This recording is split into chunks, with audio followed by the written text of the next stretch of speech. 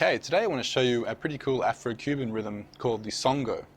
Now the Songo rhythm is, it's pretty cool because it came from a drummer named Changuito, who sort of took the rhythms he was hearing around him from the congas and timbales, and instead of just playing them straight on the drum kit, basically interpreted into his own unique style, and sort of blended afro-cuban music with jazz and funk, and came up with this brand new sort of concept called the Songo groove. Let me just play the basic Songo groove for you now, and then we'll break it down.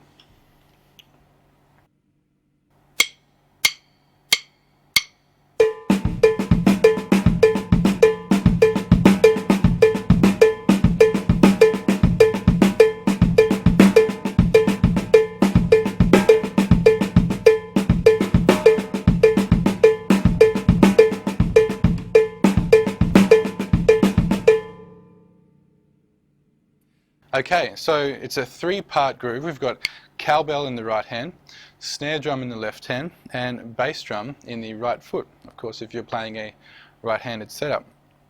And if you may have noticed, it was a completely linear pattern, which means there's only one note playing at a time. Now this is pretty uncommon for Afro-Cuban drum kit grooves, and for drum kit grooves in general, because normally even in rock beats and jazz beats and things like that, we've normally got two limbs playing at the same time, at least sometime during the bar, during a sort of a standard beat. But in the Songo, it's pretty unique in that in the basic form, there's only one note happening at a time, which makes it easy to learn, and it's probably why it was the first drum kit rhythm the first Afro-Cuban drum kit rhythm I ever learned. So let's break it down. The cowbell part, as you may have heard, is on the 1 and the 3 of every bar, this being a 2-bar pattern. The bass drum was the standard full bass drum tumbao. So if you don't know what the bass drum tumbao is, you can see my lesson on the bass drum tumbao. Basically, we're just playing on the 2 and on the 4 of every bar. So 1 and 2 and 3 and 4 and 1 and 2 and 3 and 4 and. Okay, so it's a pretty simple bass drum part. Again, you'll want some practice in the bass drum tumbao before we put it together in the Songo. Now the snare drum part works really nicely with the cowbell, and so let me play just the snare drum part with a 4-beat count, so 4 beats to the bar rather than the 2 beats that we hear on the cowbell. 1 and 2 and 3 and 4 and.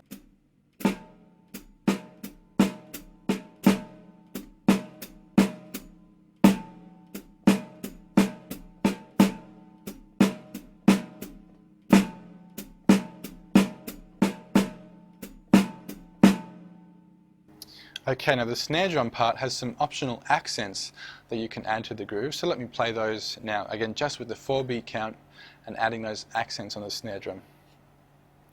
1 and 2 and 3 and 4 and.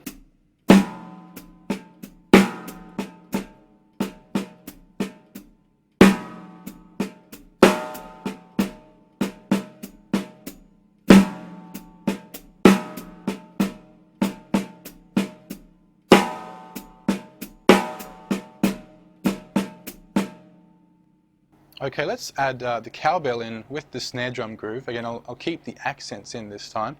We'll leave out bass drum for now.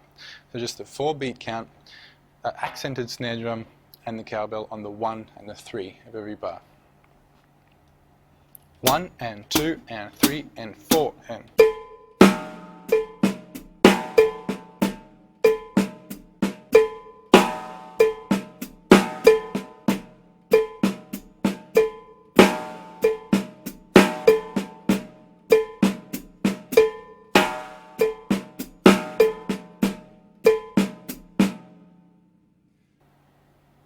Okay, now let's add in the bass drum part, and what I'll do is I'll take the accents away from the snare drum part and just play that note, that part unaccented, now just so we can coordinate the rhythms that are happening here.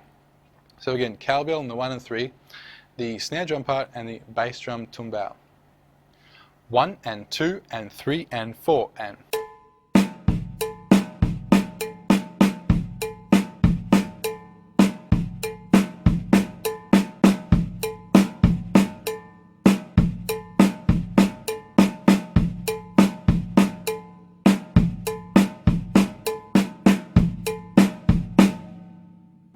And again with the snare drum accents. 1 and 2 and 3 and 4 and.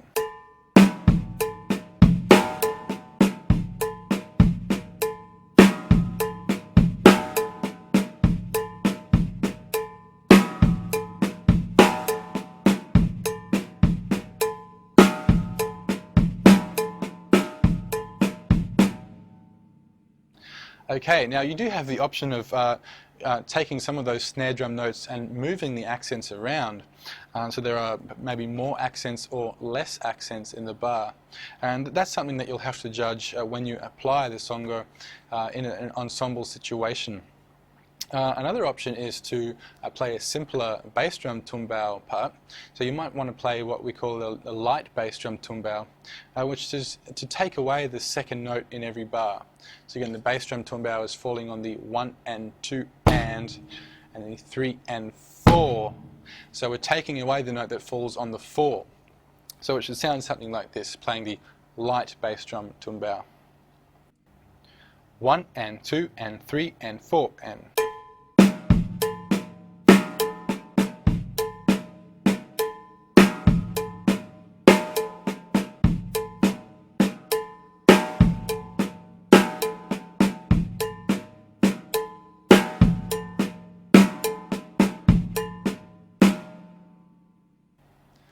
Okay, so I hope you enjoyed learning the Songo drum kit rhythm.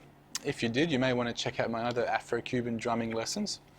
What I'll do is take this lesson out with a few more variations, including pedal hi-hat, clave, and also tom-tom variations. Practice hard and I'll see you in the next lesson.